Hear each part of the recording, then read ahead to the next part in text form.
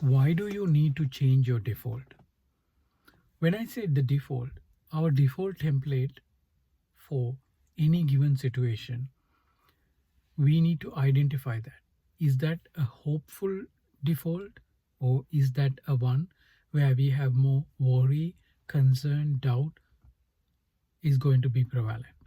We need to identify that. Why does it matter?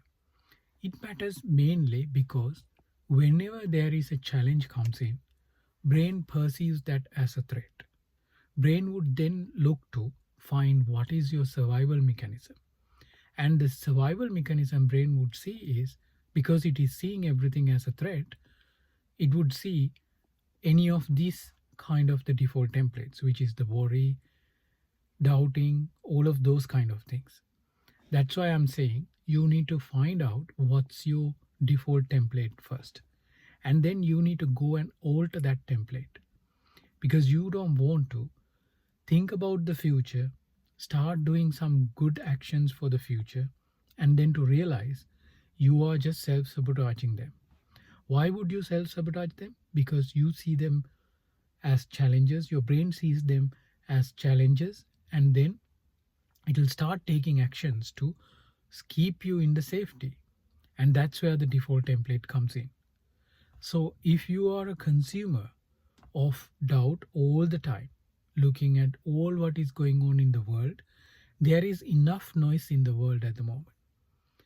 If you ever think, yes, I know about these news, but I can filter them out, we have come to a point where you can't filter out that noise because it's so powerful and it's so heavy.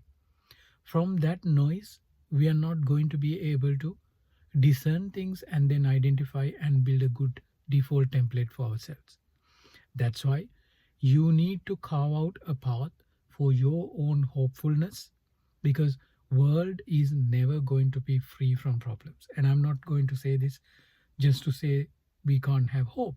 I'm saying everywhere in the world, all the time in the past, the life has been like that only. It's just that now we have more technology to see this through. But we don't need to get involved with that.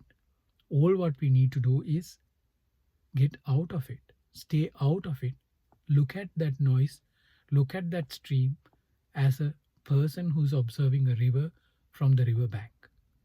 And you build a template for yourself with hopefulness. And that template has to have something that you can think of more positively and for the future and go from there. That can include hope, that can include calm. How do you deal with these challenges? Think of those things and inject something like that into the template. When you create a template like that, you can be more hopeful for the future. Your everyday challenges will become smaller and smaller. You will be able to build a new template and build a new future that would work for yourself. That's why I wanted to suggest this.